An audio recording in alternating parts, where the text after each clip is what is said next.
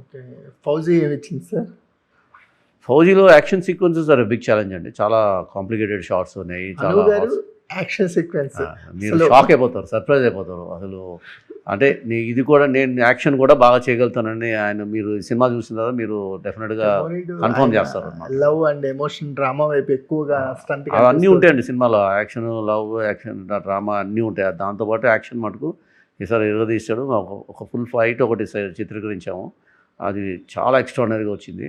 And right no that fight is coming to an end. దాని తర్వాత ఇంకా 3 fight sequences ఉన్నాయి. సో ఆ కాన్సెప్ట్స్ అన్ని కూడా చాలా ఇంట్రెస్టింగ్ కాన్సెప్ట్స్, చాలా డిఫికల్ట్ ఫైట్స్ అండి. So I think the fight sequences will be the Anu గారు ఈసారి సర్ప్రైజ్ చేయబోతున్నారు. 100% డౌట్. సార్ డ్రాగన్లో ఎన్టీఆర్ గారు వెయిట్ లాస్ అయిన తర్వాత ఒక లుక్ వచ్చింది సార్. అంటే జిమ్ నుంచి ఒక లుక్ వచ్చింది.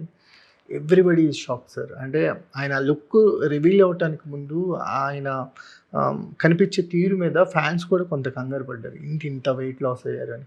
వన్స్ ఆ జిమ్లో ఒక లుక్ వచ్చిన తర్వాత అందరికీ టైడ్ ఎఫెక్ట్స్, అందరూ అలా షాక్లో ఉండిపోయారు. సార్ ఏం మ్యాగ్నెస్ సార్ ఇద్దరికి, ప్రశాంత్ నీల్ గారు కానీ ఎన్టీఆర్ గారు కానీ, మ్యాగ్నెస్ అనేది సినిమా టువర్డ్స్ మ్యాగ్నెస్ అనేది ఒక పీక్స్లో కనిపిస్తుందేమో డ్రాగన్లో అనిపిస్తుంది సార్. డెఫినెట్గా 100% డౌట్ లేదు. ప్లస్ నేను